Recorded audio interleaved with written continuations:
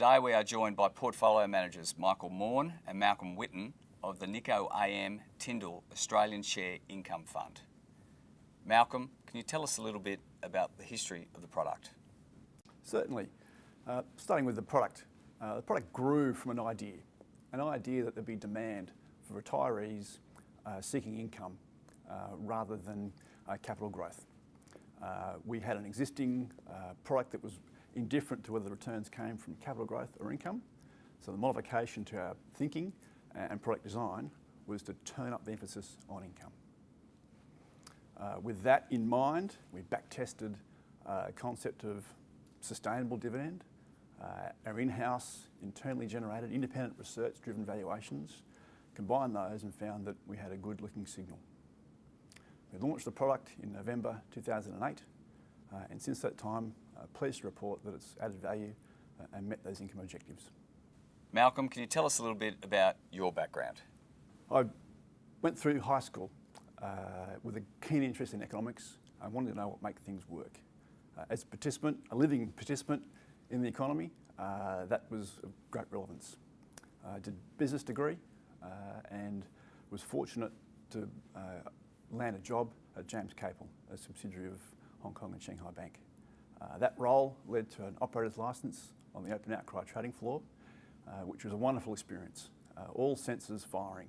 It was sight, sound, smell, even touch at times on the trading floor. And that was just a wide environment. It was great. Those days, the move off the floor was a sad end to that world, but was again fortunate to land a position within a funds manager at the time called Sun Alliance. To this day, various guises have had portfolio management responsibility for now 22 years. Michael, you have a large team in place. Can you explain how the investment team interacts, your responsibilities, and a little bit about your background? Yeah, well, my background, after starting off as a chartered accountant, I moved to the UK and I had my baptism of fire in the dot-com boom, learning how not to value companies. I came back to Australia in 2006 and joined the team, and I've been here for 9 years. My personal responsibilities are to analyse the media, telco and transport sectors, and I've managed the income fund with Mal. I also chair the research meetings. We have a big team.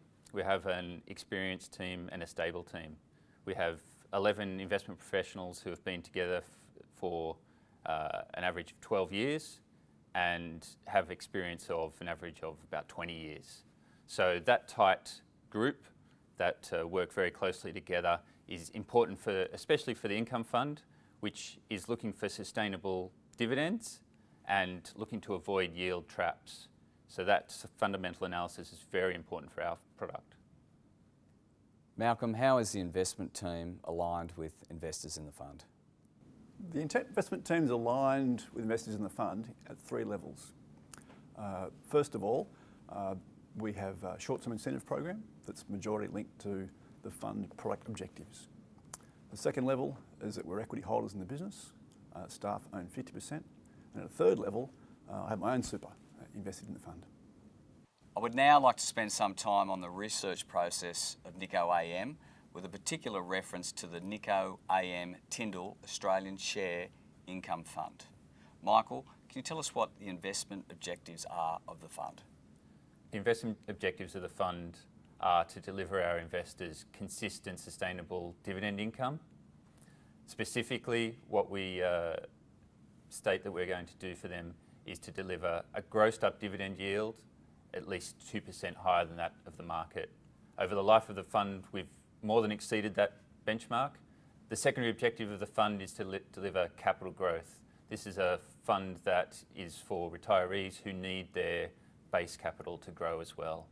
And we've delivered on that as well, with total returns at or above the market and at lower volatility than the market.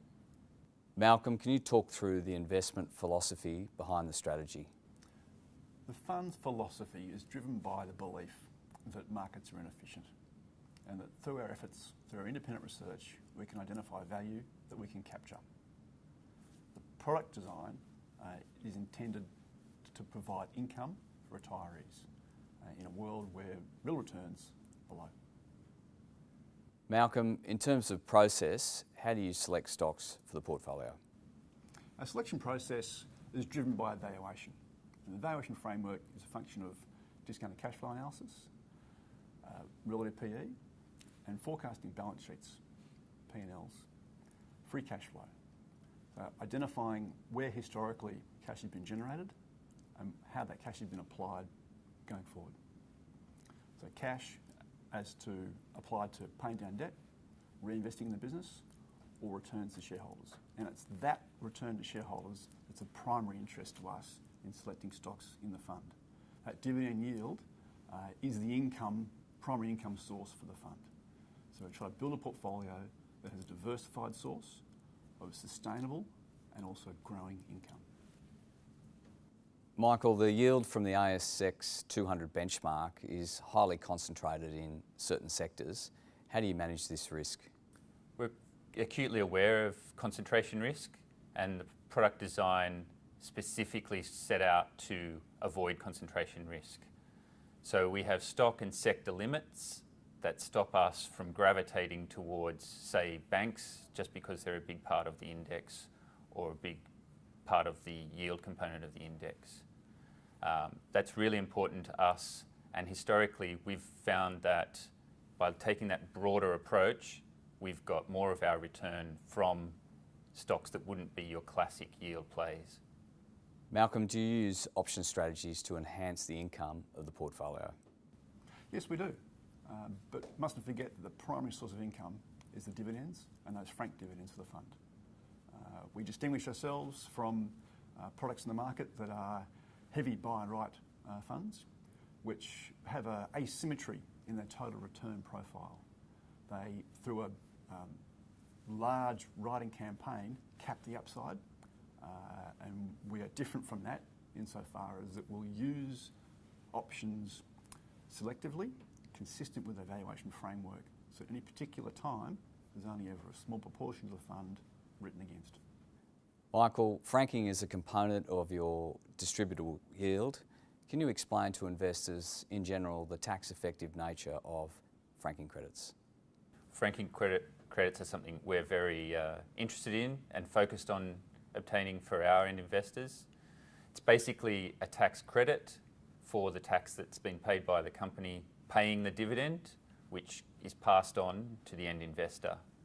Investors who can use those franking credits are generally the types of investors who are using our products. Malcolm, the strategy began in 2008. Can you explain how the strategy has evolved over time? The strategy's adapted to market circumstances since launch. We launched into the teeth of the GFC. Several of the companies that we invested in had no choice but to cut their dividends. So for an income fund, you had to think twice about whether you were going to hold those or continue to hold those companies. In some circumstances, credit markets were shut entirely to some of those companies, and they had to do deeply discounted rights issues to maintain funding. So how did we evolve from that circumstance? Well, in many cases we cut those positions to remain true to our product design and intent, but learned that the debt profile of a company is important. Those companies with large debt maturities at one particular year were at risk if that fell at that particular time. Also looking at the breadth of loan syndicates. So on the hook to one particular lender was not a comforting position to be in. So they were lessons from the early days of the fund. As circumstances have evolved, don't think anyone anticipated QE, quantitative easing, and that rates dropping so low. The impact that's had on asset prices and initially just bond proxies, or those equity investments that were most like bonds, was very powerful. And that's tested our valuation framework and tested our resolve in staying true to that.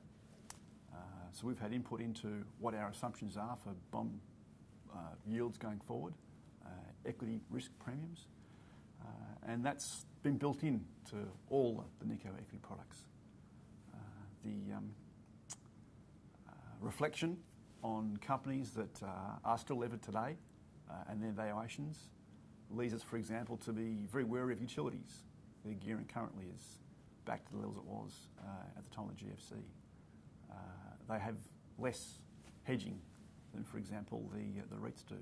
REITs don't have franking attached, but they typically have debt hedges that lock in their interest rates. So that evolution of what we've lived through over the last 8 years has been built into the fund. Michael, what's the recommended time frame for investors? The recommended time frame for an investor on this product is 5 years. It is an equity product, and investors should take that type of time horizon in assessing the product.